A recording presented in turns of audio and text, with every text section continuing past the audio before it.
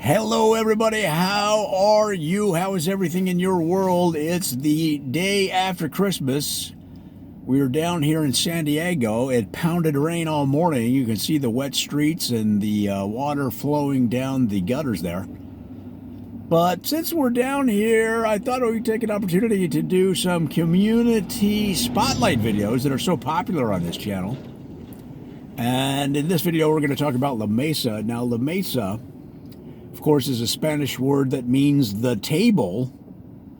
You could also think of it as the plateau, all right, which some people say refers to the terrain. Others believe that it really means the status of the San Diego Chargers and how their success had plateaued to the point where the owner decided to move them to Los Angeles. We don't really know the clear history on that. But La Mesa, as you can see, is a very nice community. You got the trees here on the right. You've got fir and pine trees to the left, a mixed botany that gives it such that Southern California San Diego flavor that you see up and down the coast from La Jolla to Oceanside and down into this community. And guys, La Mesa is, of course, right next to another town called La Silla, which is the chair. And together they are the beginning of multiple communities around this area that have to do with kitchens, dining rooms, and kitchen utensils. For example, you have La Cuchilla, which is the knife just north of here. And of course, out further to the west, a very famous community, or more well-known, let's say, is El Tenedor, the fork.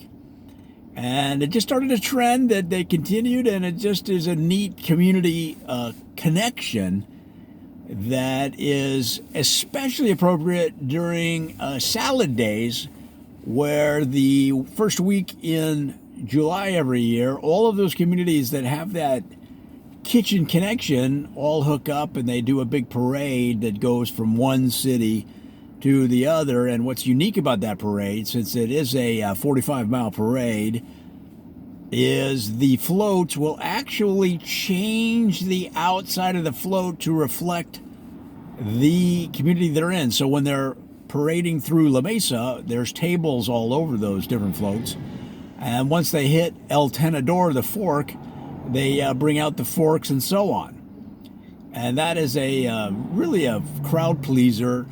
And the communities feel so much more a part of the parade when they have that customization, that personalization for each community. It's really an exciting thing. If you get a chance, every first week of July here in the area, and it's a 45-mile long parade, you should be able to find a front seat on the route. Now, if you didn't know, the official motto of La Mesa is, let me see if I have it. I lost it. Wait a minute. The Jewel of the Hills. Okay, which is the winner of a contest they had to establish a new motto.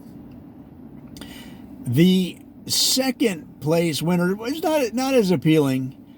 The second place motto was "Stuck on the 5, waiting on traffic on our way to the ocean to enjoy a family day at the beach." So it was a little longer, a little more awkward, and so Jewel of the Hills.